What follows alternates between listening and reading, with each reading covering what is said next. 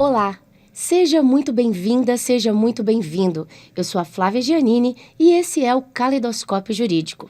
No primeiro bloco, você acompanha no Giro de Notícias o que foi destaque no universo das leis na última semana.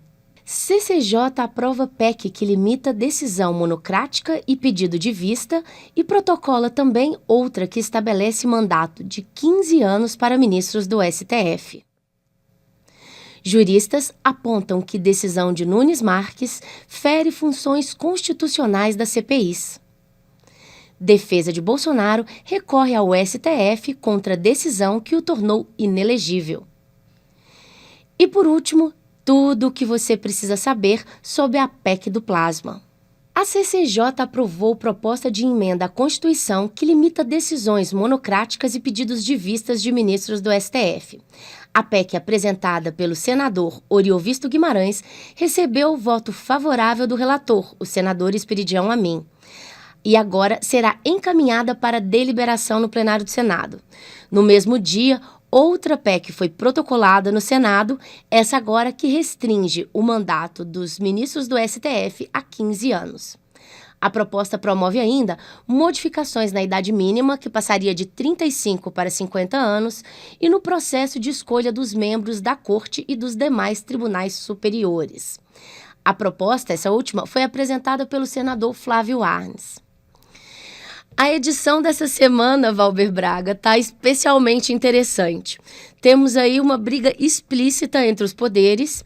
E o que significa esse movimento do Senado em um momento como esse? Na verdade, não há nenhum impedimento a que se regule as funções do STF. A Constituição, ela regula todos os tribunais superiores, inclusive a Suprema Corte.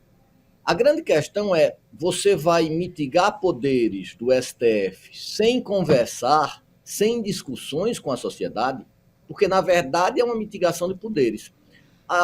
O STF ele deve funcionar de forma colegiada. As decisões monocráticas não deveriam ser algo bastante recorrente, onde determinadas decisões, por um voto apenas de um ministro, perdura-se 1, 2, 3 anos. Então, nós teríamos que regulamentar isso, é verdade, mas de forma assodada dessa forma, sem nenhuma discussão, como se fosse uma vindita privada, uma vingança, porque determinados senadores querem se colocar bem para a disputa da presidência do Senado. Então, isso não deve ser feito. A questão dos mandatos é controvertido também, mas um mandato vitalício para o STF, onde as forças políticas e as conjunturas mudam e você ter ministros que passam 30, 25 ou até mais tempo ainda. Então, o mandato seria algo interessante, sim, mas desde que houvesse, repito, uma discussão transparente, ampla com a sociedade. Não fosse nada assodado ou uma espécie de vindita ou balcão de negócios para se posicionar melhor nas eleições para a presidência do Senado. Bom, então isso tem explicado bastante os últimos movimentos aí desses dois poderes. E Agra, no último dia 26, o ministro do Supremo, Cássio Nunes Marques, determinou a suspensão da quebra dos sigilos fiscal, bancário, telefônico e telemático de Silvinei, que havia sido aprovada pela CPI dos atos golpistas. A medida gerou reações de políticos e também de especialistas em direito. Agra, o artigo 58 da Constituição afirma que CPIs têm poderes de investigação próprios de autoridades judiciais. O que fez então o ministro Nunes Marques com essa decisão? Veja, é uma decisão dessa que respalda, que não digo legitima, mas que reforça essa emenda, essa tentativa de emenda para evitar decisões monocráticas de juízes que não sejam medidas de urgência. O artigo 58, como você bem falou, Flávio, já foi pacificado e diz que a Comissão Parlamentar de Inquérito ela tem poder investigatório. E o poder de investigatório é justamente isso, de poder quebrar sigilo bancário, telefônico, inclusive de uma pessoa que está sendo imputado de ter praticado atentados contra o Estado Democrático de Direito. Não é apenas uma única fonte, são várias fontes que vão direcionar o seu envolvimento nesses atos atentatórios ao procedimento democrático. A decisão do ministro Nunes Marques, ele diz bem claro, Cássio, Cássio Nunes Marques, diz bem claro, só ele não tem nenhuma vinculação. Ao você dizer que não tem vinculação, sem uma investigação, você está partindo do pressuposto da sua inocência.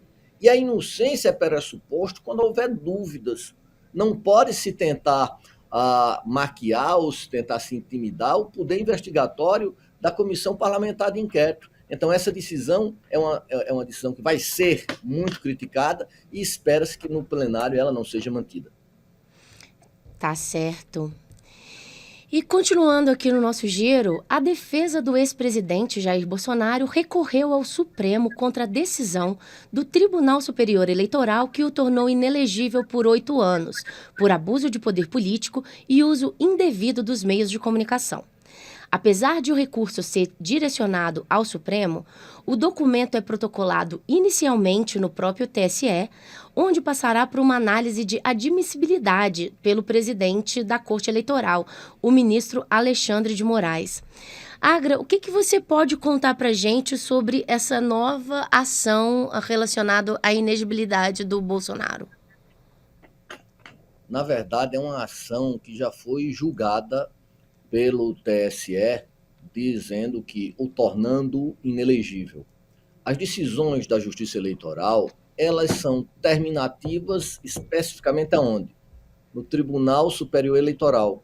Depois dessa instância, só vai ter lugar para recurso, e o recurso denomina-se de um recurso extraordinário, se houver atentado flagrante à Constituição. E todo o processo do ex-presidente Bolsonaro foi feito seguindo o quê?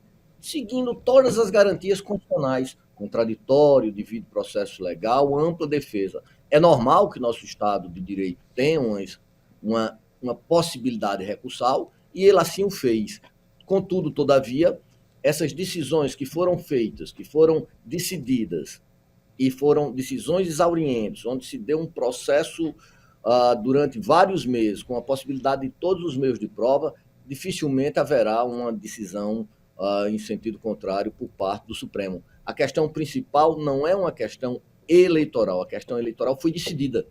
Ele está tentando, com esse recurso, é que se reanalise questões que já foram julgadas. Então, por esse motivo, não será, pensa-se que não será tão alvissareiro para o ex-presidente.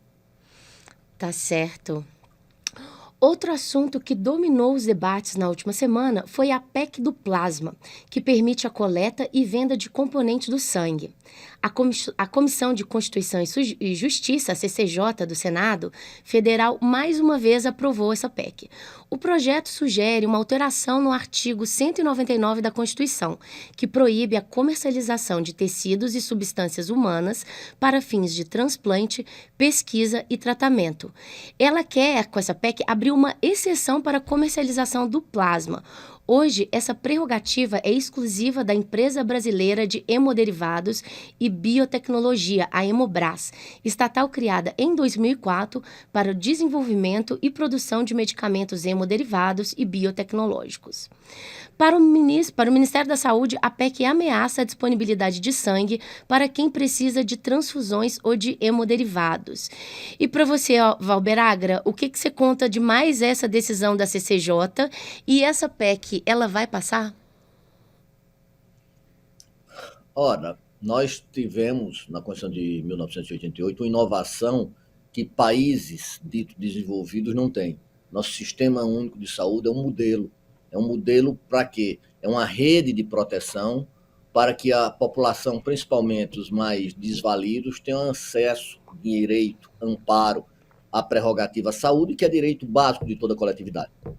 Quando você permite que uma emenda, você pegue algo extremamente sensível, como o sangue, possa comercializar ou possa ter lucro, isso vai ser mais um instrumento para a mitigação da eficiência do nosso sistema de saúde público, porque você vai possibilitar que aqueles mais aquinhoados possam ter acesso em detrimento daqueles que não sejam tão aquinhoados. Então, o que mais se repercute nessas decisões do Senado é que o Poder Legislativo é a caixa de ressonância da sociedade. Então, essas decisões têm que ser discutidas, e discutidas de forma exauriente com todas as parcelas com todos os setores envolvidos, e não uma decisão que comporta consequências graves, consequências peçarosas, sejam tratadas, literalmente tratoradas de forma rápida, sem a discussão de vida. Então, a questão da privatização do sistema de saúde, que já tem tido algumas tentativas, essa não é a primeira, deve ser bem analisada e vista com a cuidado e o cuidado, o zelo que deveria ter sido discutida. Pois é, então quer dizer que essa nova emenda pode acabar aí aumentando a desigualdade no acesso à saúde, né, ao invés de melhorar. Valber Agra, muito obrigada, mais uma vez enriquecendo aqui com a sua participação. Obrigado a todos vocês. Esse foi o Giro de Notícias do Caleidoscópio Jurídico e, a partir de agora, você acompanha a entrevista de Valber Agra com a jurista magistrada e ex-ministra do STJ, Eliana Calmon. Minha saudação a todos e a todas. Este é mais um Caleidoscópio Jurídico. E agora trazendo mais uma presença muito especial, a ministra Eliana Calmon. A ministra Eliana Calmon é uma referência no judiciário, não só no judiciário, mas na luta da emancipação feminina, na luta de um Brasil mais equânime, na luta pela cidadania. Ela é natural de Salvador, Bahia. Graduou-se em Direito pela Universidade Federal da Bahia, a nossa UFBA, em 1968. Depois foi procuradora da República, chegando a ser promovida para subprocuradora-geral da República, tornou-se juíza federal por aprovação em concurso em 1979, integrando o Tribunal Regional, integrou também o Tribunal Regional Eleitoral da Bahia, de 1983 a 1984, veja, passou por vários e vários caminhos, e em 30 de junho de 1999, assumiu a vaga como ministra do STJ pelo terço da magistratura, tornando-se a primeira mulher a ocupar esse cargo no tribunal, com todos os seus méritos, sem nenhum tipo de conchavo, sem nenhum tipo de concessão não republicana. Esta será a nossa entrevistada. Ministra, é um prazer enorme tê-la com a gente e passo-lhe a palavra. O prazer é todo meu, doutor Valber. É muito bom falar para os nossos telespectadores, os nossos ouvintes, e dizer um pouco o que a gente pensa do Brasil, do judiciário, da justiça, depois de tantos anos e de tantas pelejas para uma justiça melhor. De forma que todas as vezes que eu sou convidada, eu, na medida do possível, aceito os convites para dizer um pouco da minha vivência, não como exemplo, mas como lição de vida, né? Porque ninguém é exemplo, cada um tem a sua trajetória, mas as pessoas contando um pouco do que vivenciou pode ensinar algumas coisas. Sabe as palavras, ministra. Ministra, semana passada, o CNJ, por unanimidade, tomou uma medida controvertida na questão da forma, mas que graças à unanimidade na questão do mérito, que é incentivar as mulheres a ocupar as cortes de segundo grau, mudando o CNJ o critério de merecimento. Não mexeu-se na antiguidade, mexeu-se no merecimento, fazendo duas listas. Uma lista apenas para mulher, outra lista mista. Isso daí, o CNJ, que é um órgão que foi criado pela reforma do Judiciário, com competência administrativa e financeira, teria esta competência? Segunda questão, mas esse teto de 40% ainda não foi ele muito simplório? Não deveria ter sido um teto de 50%, ministra? Bem, eu tenho uma posição diferenciada em relação às questões das mulheres. Eu sou a favor das cotas em muitas atividades, em muitas carreiras, mas nas carreiras de Estado, eu sou contra a instituição de cotas.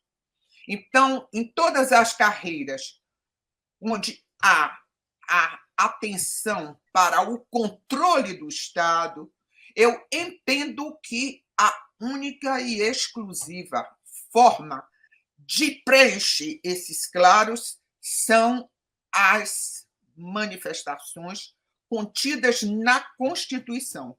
Portanto, para a magistratura, nós já temos estabelecido qual a forma de ascensão, e me parece que isso não é coisa para ser misturada com a questão de gênero, a política de gênero. Embora eu seja uma defensora das mulheres e faça muita força, e sempre fui a favor de todas as manifestações em favor da igualdade das mulheres, para que haja o empoderamento e, desta forma, nós pudéssemos igualar um pouco a participação feminina nas questões de poder. Mas nas questões de Estado, eu entendo que isso é absolutamente ineficiente e acho que há uma desigualdade aí. E para não dizer que eu estou falando só por falar, desde o início, quando surgiu esta conversa dentro do CNJ, eu já não aceitei este posicionamento da ministra-presidente Rosa Weber, que foi quem puxou para fazer vamos dizer assim, essa atuação, né? Que terminou fortalecida e terminou sendo aceita esta forma de promoção fora da meritocracia e fora da questão da antiguidade. Eu vou explicar o porquê. As mulheres sempre estiveram atrasadas na ascensão para os cargos de poder. E isso ficou muito claro quando, em 1988, o Brasil se preparou para ir a uma convenção de Pequim, onde se discutia os direitos das mulheres. E ali o Brasil tomou consciência do que estava havendo no Brasil em relação às mulheres. Porque fosse fazer um levantamento, não havia registros estatísticos, mas neste levantamento feito em 1988, verificou-se o seguinte: as mulheres no Brasil chegavam aos cargos maiores no poder executivo e no poder legislativo. E no judiciário não se encontrou nenhuma condição de igualdade. O que se encontrou foram muitos tribunais só aceitando homens, aceitando magistrados e não magistradas, e nenhuma mulher nos tribunais superiores. E isto foi uma coisa alarmante, porque as mulheres no judiciário chegavam através de concurso, mas não chegavam ao topo das carreiras. E foi aí que os movimentos feministas fizeram com que o presidente da República, então, Fernando Henrique Cardoso, assinasse uma carta de intenções para que fosse ele o primeiro presidente a nomear mulheres para os tribunais superiores. E foi assim que eu cheguei ao Superior Tribunal de Justiça, pelas mãos dos movimentos feministas, que assinaram essa carta de intenções e, um ano depois, ele estava assinando a minha chegada, um ano depois, não, algum tempo depois, porque eu cheguei em 1999 ao STJ, quando quando o presidente Fernando Henrique Cardoso fez a minha indicação para um tribunal superior, e eu cheguei pela primeira vez ao Superior Tribunal de Justiça. E um ano depois, ele já indicava a ministra Ellen Grace para o Supremo Tribunal Federal. Então, isto aconteceu por quê?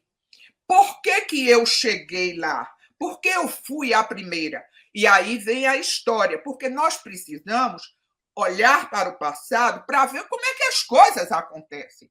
As mulheres chegaram na universidade a partir da década de 60, porque antes as mulheres não chegavam à universidade, em primeiro lugar, porque não tinham o hábito, a cultura era patriarcal, as mulheres eram educadas para serem mocinhas casadoras e não havia, portanto, um grande contingente de mulheres na universidade, principalmente no exercício de carreiras que eram eminentemente masculinas, como é a carreira de magistratura, a carreira da advocacia. E a partir da década de 60 é que começaram as mulheres a chegar à universidade de uma forma maciça, muito, cada vez mais as mulheres estão chegando à universidade, e ainda assim, as mulheres se graduando, elas não exerciam os cargos, porque as advogadas, e minha turma, eu posso dizer que menos de 20% se dedicaram à atividade, de bacharel em direito, porque muitas desviavam para serem o quê? Para serem professoras, para serem assessoras, para serem funcionárias públicas, mas para exercerem cargo de advocacia, de magistratura, de Ministério Público, foram poucas. E por quê? Porque eram carreiras mais difíceis, exigiam maior estudo, exigiam que saísse dos locais onde moram para irem para outras cidades, e, às vezes, o casamento e a maternidade prejudicava essa escolha, e, desta forma, as mulheres começaram a se atrasar em chegar ao Poder Judiciário e a estas carreiras de Estado. O que só aconteceu com o tempo, quando as mulheres evoluíram e etc., e aí foram chegando. De forma que, no momento em que se tem para fazer escolhas, nós temos menos contingente de mulheres que estavam dispostas a disputar vagas em locais que, muitas vezes, ela precisava se deslocar de onde morava, e com filhos, e com maridos, e etc. Hoje é que as coisas estão diferentes. Esta é a realidade. Realidade que hoje nós estamos vivenciando, e estamos vivenciando com um número menor de mulheres no topo da carreira do Poder Judiciário. De forma que isto, com o tempo, vai melhorar e vai haver cada vez mais mulheres ingressando na magistratura. Os presidentes da República têm escolhido.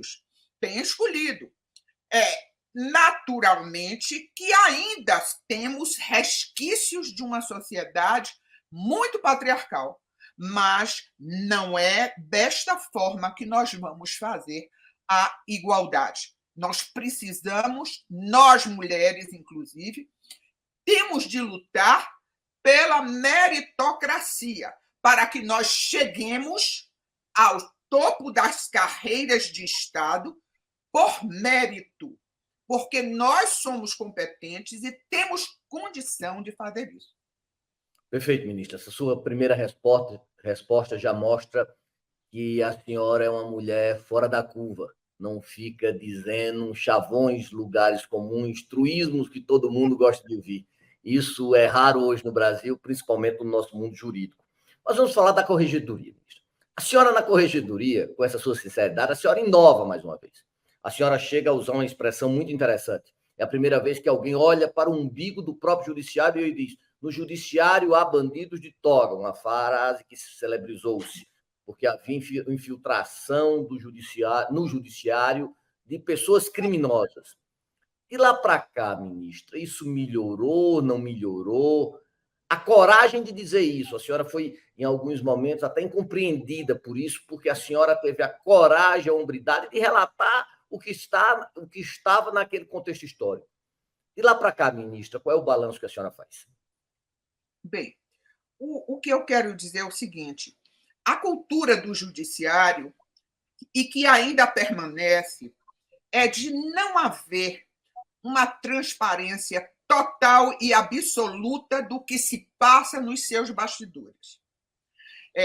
Eu sempre fui contra este posicionamento na cultura do judiciário, porque, como o juiz trabalha para os jurisdicionados, trabalha para a sociedade, todo mundo sabe quem é o juiz. Se o juiz é bom, se o juiz não é, se o juiz é competente, se o juiz é preguiçoso, os advogados sabem, as partes sabem.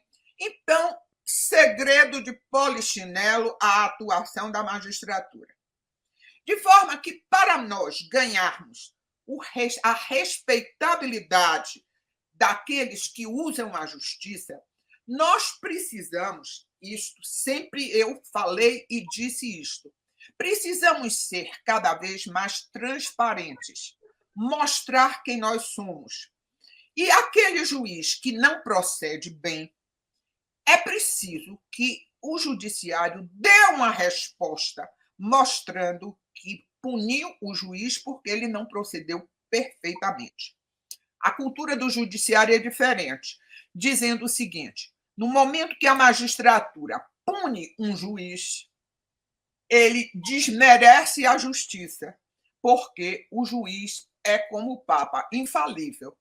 E nós sabemos que não é. Nem o Papa agora não deixou de ser, quanto mais um magistrado. Tudo se sabe, principalmente na época da internet, nós sabemos de tudo. Ninguém esconde coisa alguma. De forma que o Estado tinha de ser severa com aqueles que estão com a vida dos cidadãos na mão. A vida da sociedade, a vida econômica do cidadão, onde decide o destino de muita gente. Estas pessoas não podem ter defeitos que outras pessoas, outros profissionais têm. Por exemplo, eu posso contratar um engenheiro que não seja tão bom engenheiro, que não seja um homem absolutamente honesto, mas eu contratei e eu escolhi aquele engenheiro, ou eu escolhi aquele médico para me atender, que eu posso mudar de médico. Mas a gente não pode escolher o juiz. Quem escolhe o juiz é a lei. De forma que nós, se cairmos na mão de um juiz preguiçoso, é uma tragédia. Se cairmos na mão de um juiz prevaricador, outra tragédia.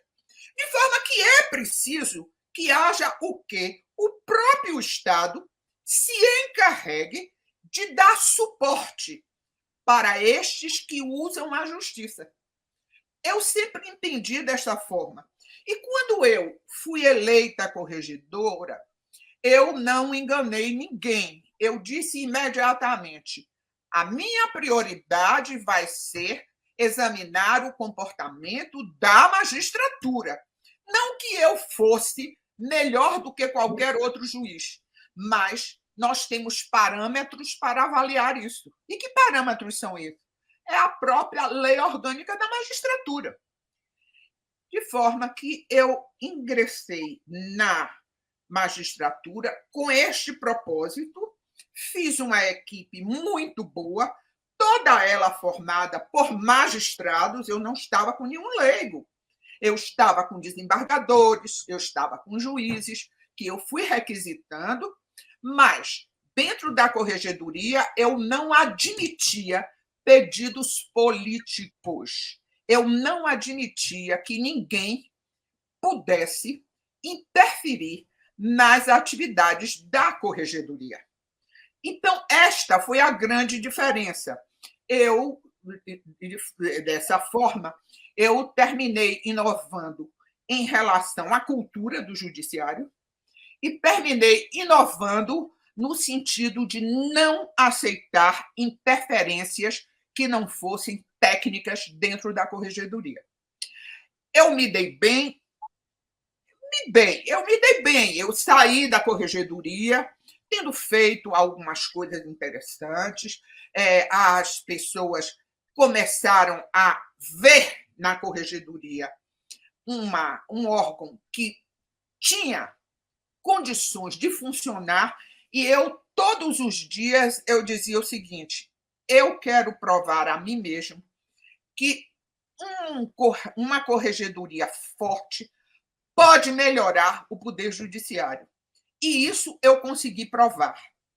Agora, para que isto fosse levado adiante, era preciso que todos os outros corregedores e até mesmo a composição do Conselho Nacional de Justiça acreditasse nessas coisas que eu acreditei. E isso não aconteceu, porque os outros seguiram a saga do poder judiciário com a sua história, com sua cultura. Não somente o corregedor, mas também a composição do Conselho Nacional de Justiça.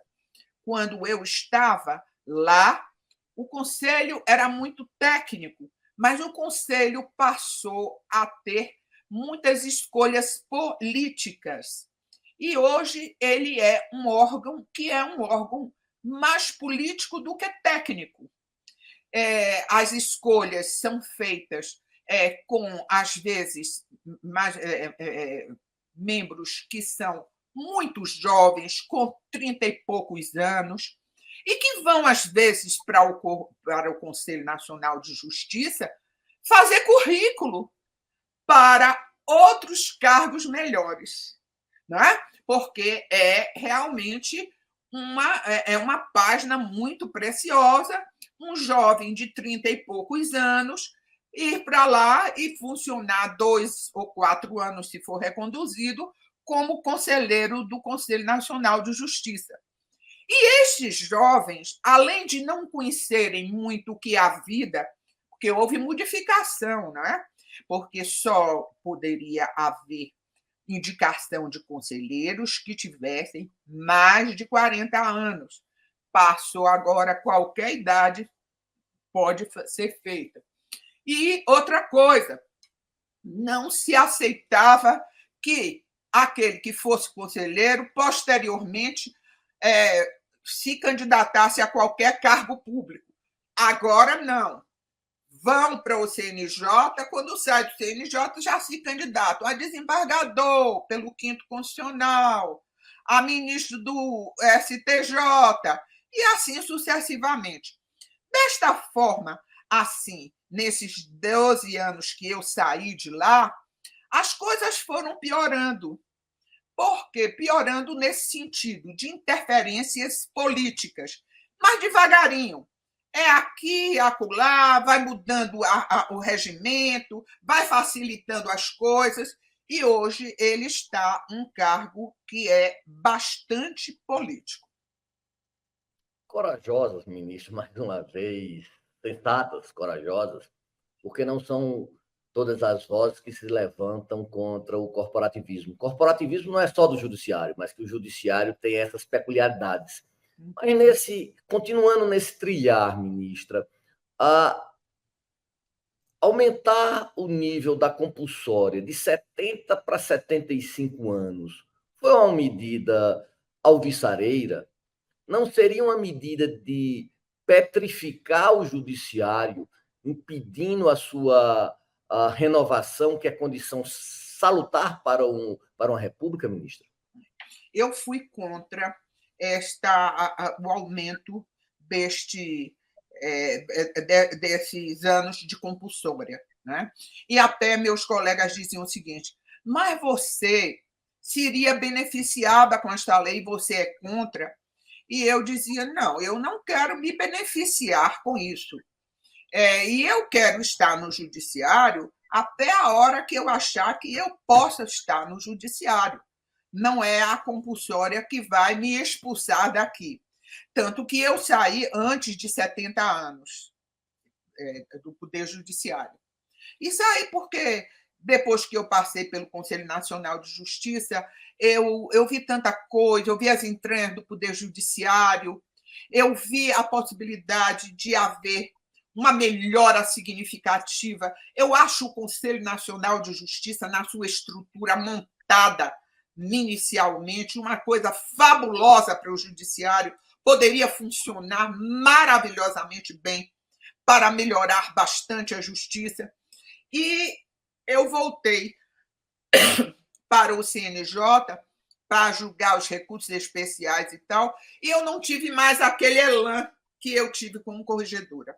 Eu perdi o encanto pela magistratura depois que eu passei pelo Conselho Nacional de Justiça. E esta perda de encanto, eu quero deixar muito claro, não foi porque eu tivesse me decepcionado porque com o que fizeram comigo ou como eu atuei. Eu fui uma mulher muito bem-sucedida como corregedora, né? Tanto que até hoje as pessoas falam de Eliana Calmon, corregedora. Eu fui muito bem-sucedida, mas eu não encontrei mais no STJ o espaço que eu tive como corregedora para poder haver uma mudança significativa dentro do Poder Judiciário. Porque se alguma mudança acontecer de concreto e de forte dentro do Judiciário, ela começará pelo Conselho Nacional de Justiça, sem dúvida alguma. E para isso que ele foi criado. Né? Para isso que ele foi criado. Eu fico com muita pena em ver um órgão que se quedou ao corporativismo. Ministro, impressionante sua lucidez, mais impressionante ainda é sua coragem. Parabéns, a cidadania brasileira agradece em demasia. Aproveitando isto, ministra, a Lava Jato. A Lava Jato foi responsável por uma página no Brasil. Foi responsável pela moralização da política, foi responsável pela criminalização da política. Se antes, nos seus albores, haviam funções nobres, provou-se o tempo e com provas cabais que ela foi desvirtuada. O seu maior corifeu tomou caminhos não tanto republicanos, como comprovam as provas e os caminhos, os posicionamentos que foram adotados posteriormente. A Lava Jato representou uma negativa do Estado de Direito. A Lava Jato seria essa semente que depois terminou se desembocando, como dizemos no Nordeste, também com muito orgulho, sou nordestino, desembocou naquela tentativa de golpe de Estado do dia 8 de janeiro de 2023, ministro. O que é que a senhora acha desse contexto da Lava Jato? Bem, eu sempre fui a favor da Lava Jato, não aceito estas colocações que fazem sobre a Lava Jato. Eu estive de perto, ligado a todo este movimento vamos dizer assim, de defesa do Estado em frente à corrupção, mesmo antes da Lava Jato. Uma parte significativa do Poder Judiciário se alocou a exatamente isso, especialmente vindo da Justiça Federal, porque o que aconteceu com o Brasil? Às vezes eu falo muito, mas a gente, para saber exatamente das coisas, a gente precisa ir às origens, para dizer o que aconteceu. O que aconteceu em relação à corrupção combatida no Poder Judiciário? Olha, o Brasil é um país que tem uma tradição de corrupção. E esta corrupção, se realizada em detrimento do Estado, ela sempre foi harmonizada pela classe dominante, pelas elites políticas e econômicas do Brasil, né? Sempre aceitaram a corrupção quase como uma coisa normal, alguma coisa que todos sabem e entendem que é normal isso. Eu, por exemplo, eu me lembro perfeitamente da minha avó, do meu avô, dizendo dos políticos: ele rouba, mas faz. Ele rouba, mas faz. Então, roubar o Estado nunca foi um pecado mortal. E o próprio Estado nunca se teve interesse de se aprofundar no combate destes que saqueiam os seus cofres. Sempre foi assim. Mas as coisas começaram a mudar no plano internacional, né? Porque, no início, quando se falava em que países estrangeiros chegavam ao Brasil e aqui estes países, para negociarem, precisavam pagar propina, esta propina era paga e, no exterior, eles podiam creditar aquilo que pagavam como se fosse um plus que eles dessem em razão da cultura corrupta do Brasil. Eles abatiam no imposto de renda aquilo que pagavam de propina. Mas isso foi mudando na medida em que foi se entendendo que a corrupção era aquilo que dava, era aquilo que fluía o sangue para o aparelho, para o aparelho de terrorismo. Era a corrupção que alimentava o terrorismo. E quando os países estrangeiros começaram a combater o terrorismo, uma das armas era exatamente seccionar as veias econômicas do terrorismo. E aí eles começaram a fazer uma política para que os países em desenvolvimento também fizessem combate à corrupção internamente. E isso aconteceu no Brasil, e isso aconteceu a partir justamente da Constituição de 88. Então, veio a Constituição de 88, veio esta mudança no mundo internacional de negócios, que é justamente combater o terrorismo, combater o tráfico de drogas, combater o tráfico de crianças.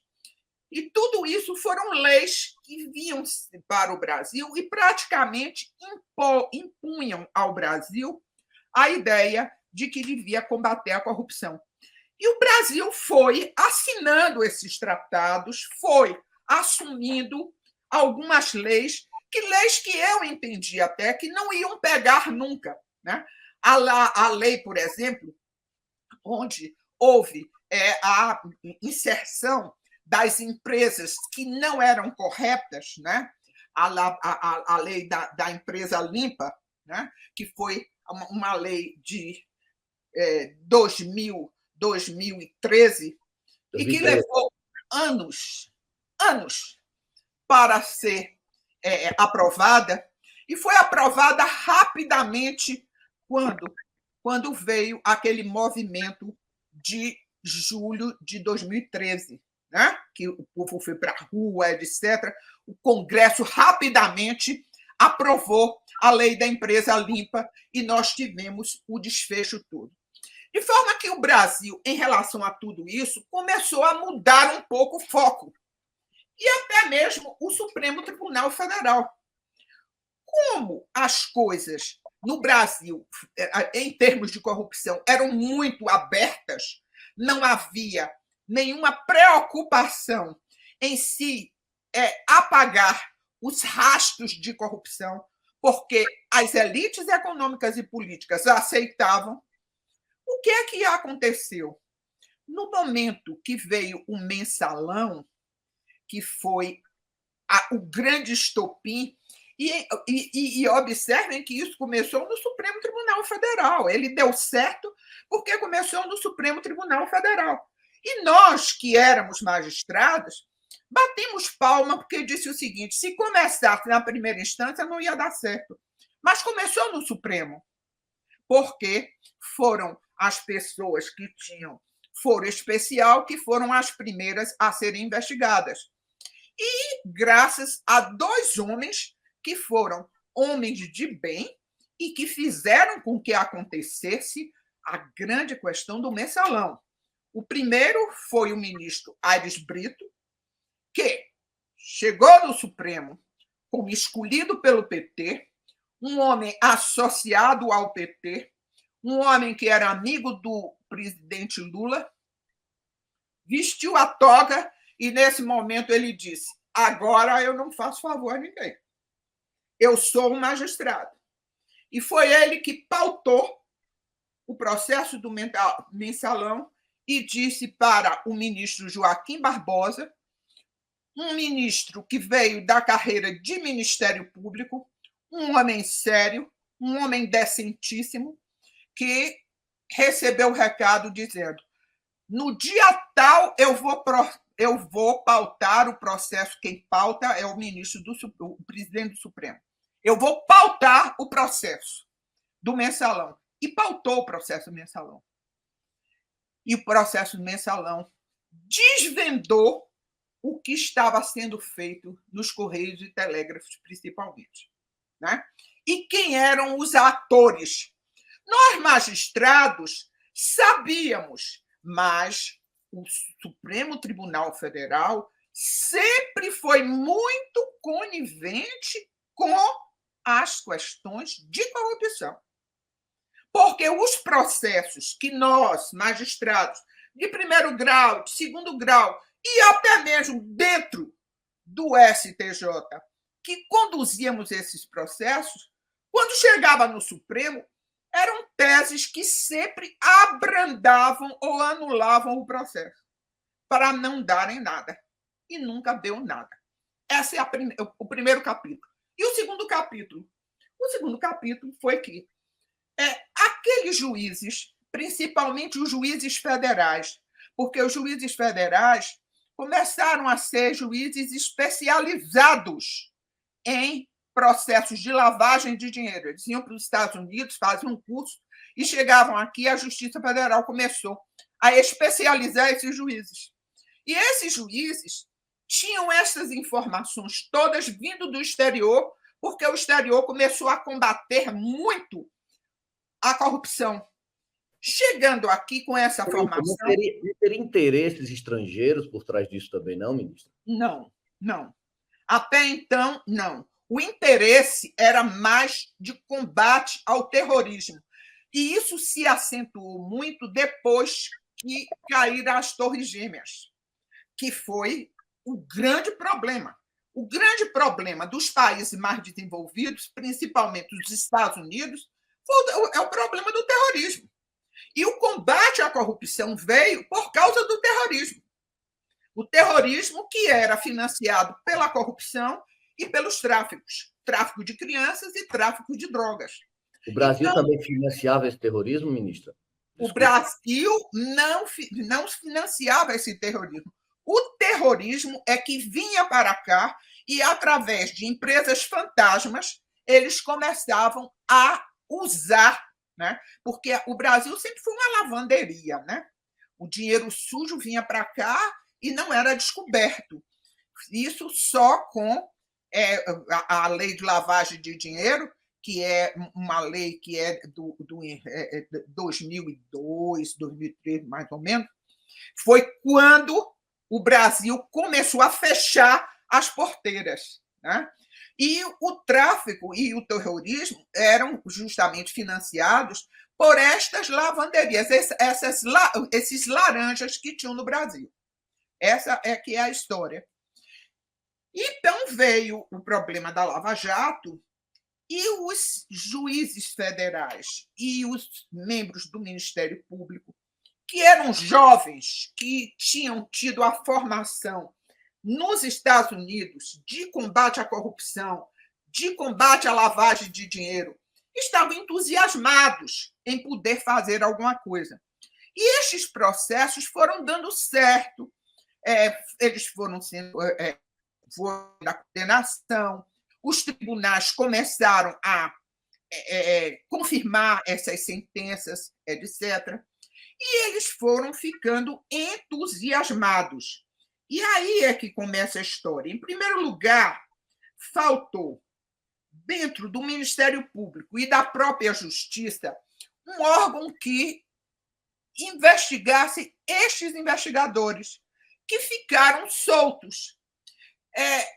Esse entusiasmo, esse entusiasmo. Eu não vi nada que fosse grave e gravíssimo, mas eles extrapolaram. Muitas vezes nós nos assustávamos com algumas práticas que vinham até pela televisão. E muitos jovens, eles começaram a ter muita vaidade. E isso tudo foi muito conversado, e eu participei muito desses movimentos todos, porque os italianos que tiveram a política de mãos limpas, né, muito semelhante, né, então eles vinham para cá e diziam o seguinte: cuidado, vocês não podem implantar uma política de combate à corrupção pelo Poder Judiciário. O Poder Judiciário é muito fraco. Ele não aguenta ser, vamos dizer assim, o protagonista de combate à corrupção. Só se combate a corrupção com política.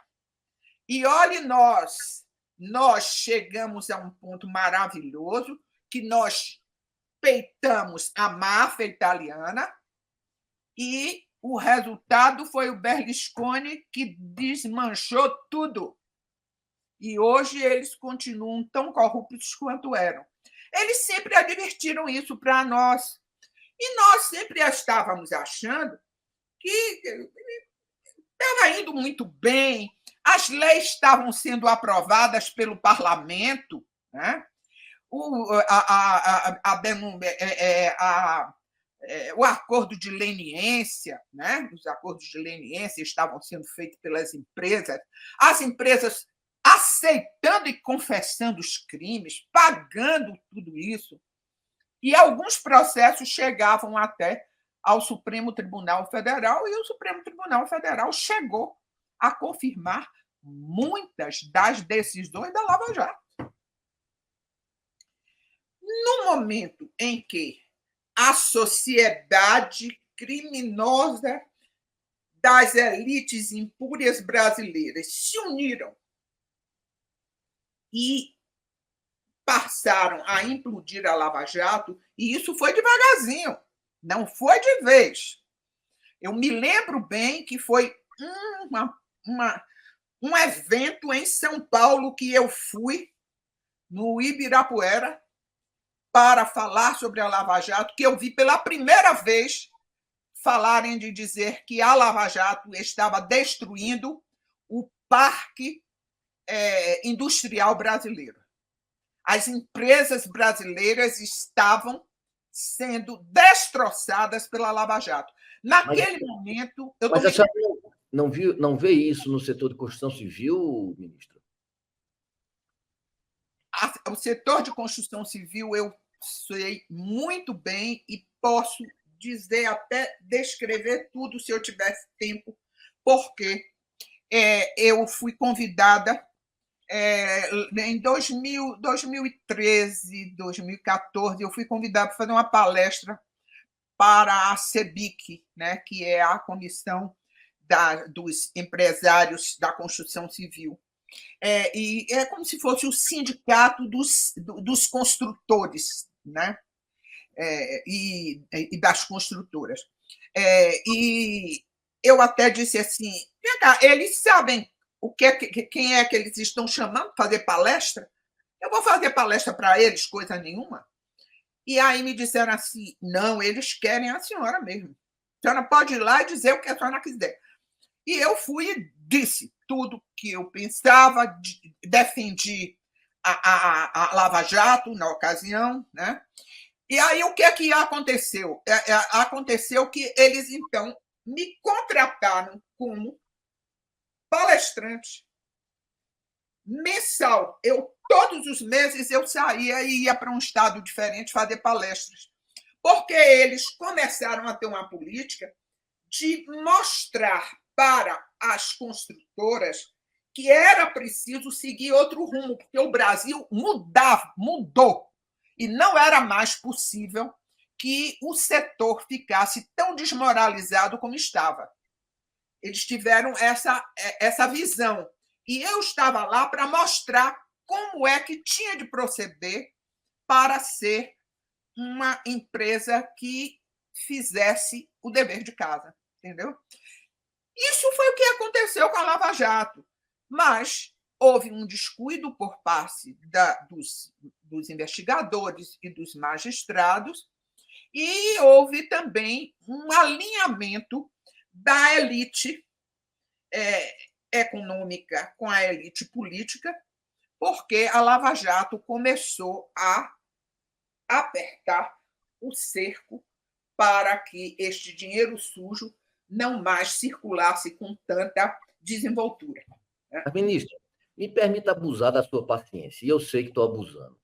O que é que a senhora acha de juízes e de membros do Ministério Público que utilizam o judiciário, em geral, para galgar cargos políticos? Não seria uma instrumentalização do judiciário permitindo que a sociedade esquecesse dos abusos de poder perpetrados anteriormente, Excelência?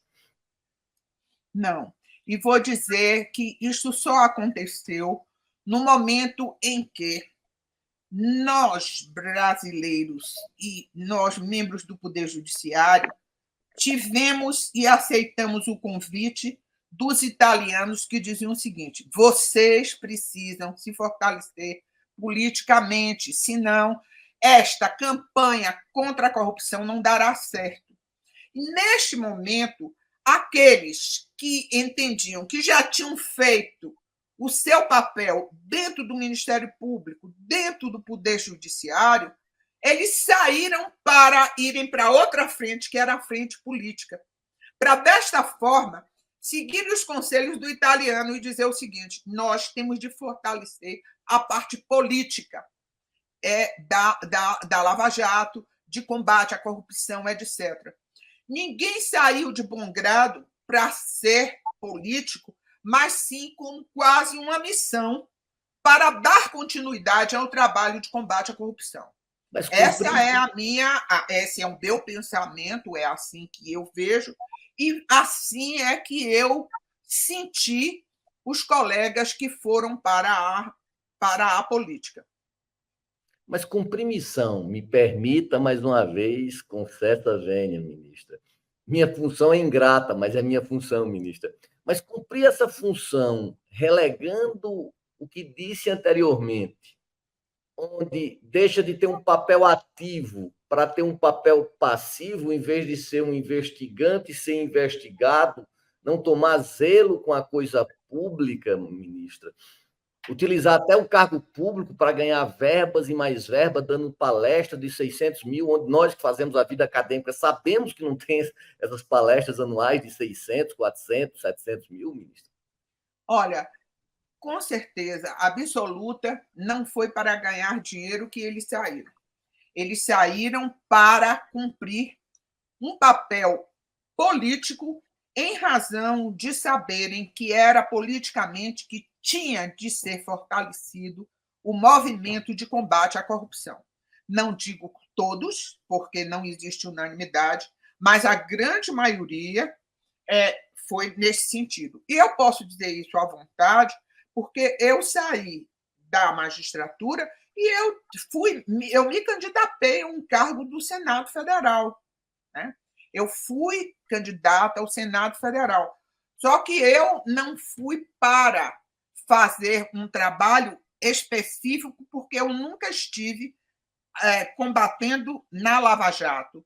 Eu tive um papel relevante no combate à corrupção, dentro da competência como ministra do STJ e integrante da Corte Especial, onde eu tinha a atividade criminal. Então, participei de muitas operações policiais e etc.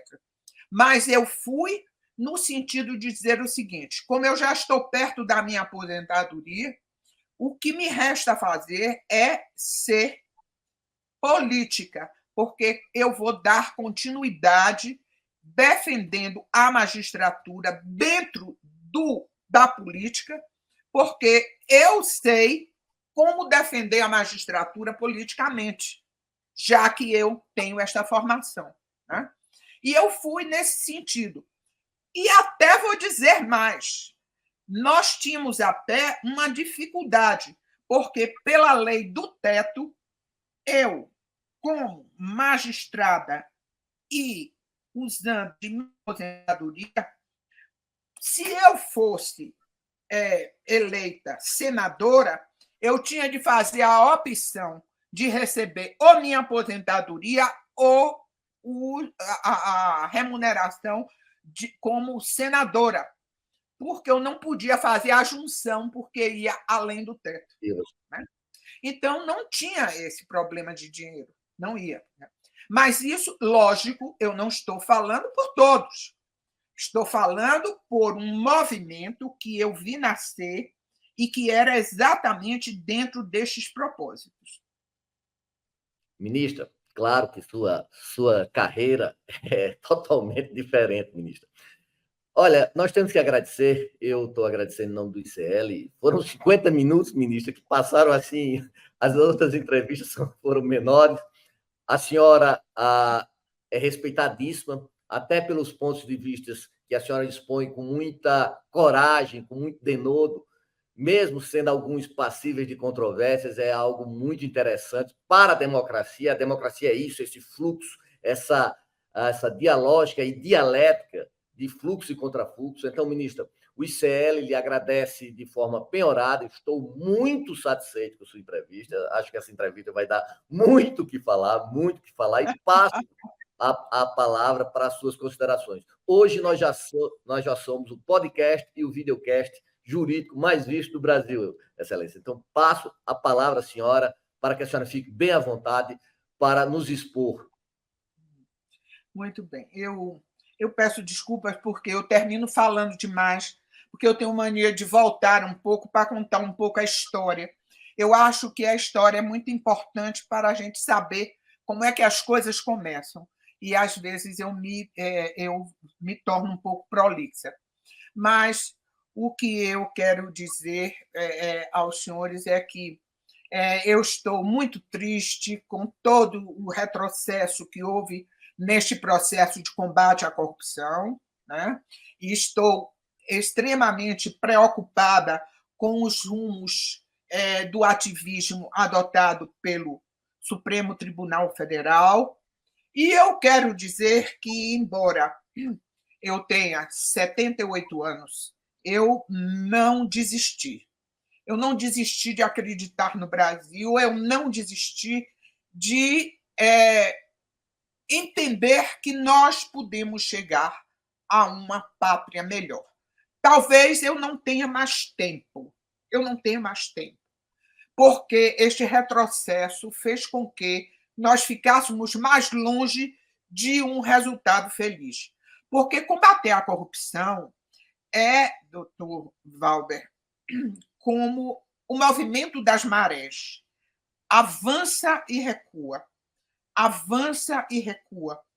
até o dia que a maré diz o seguinte: eu não vou recuar mais. E ela toma o espaço dela. Eu não tenho mais tempo de esperar este tempo da maré. Mas os meus netos talvez tenham. Né? Portanto, eu não deixei de acreditar, continuo acreditando. E é por acreditar que eu estou aqui. Né? É muito mais fácil a gente ficar calada, a gente ficar no cantinho e dizer que está tudo bem. Mas as coisas não estão bem. Nós precisamos estar atentos como brasileiros. Muito obrigada. Palavras retumbantes, ministra. O fluxo e influxo da vida é necessário em tudo. A cada fluxo há um refluxo. Inclusive, uma lei de Newton da física. Então, ministra, eu gostaria de agradecer mais uma vez. A senhora sempre lúcida, e espero contar com sua presença em outros debates, em outras esferas. A senhora sempre enriquece o posicionamento jurídico e a cultura jurídica. A senhora, logo no início, falou que a senhora estava numa missão e seu exemplo não era o principal. Eu discordo. A missão e seu exemplo são coisas que vão para e passo. Nós podemos conceber um sem o outro. O Brasil agradece o seu posicionamento e o seu trabalho, ministra. Muito obrigado. Muito obrigada. O videocast Caleidoscópio Jurídico fica por aqui. O próximo episódio você acompanha na terça-feira, às 4 horas da tarde, pelo canal do YouTube, ou em todas as principais plataformas de áudio quando você quiser.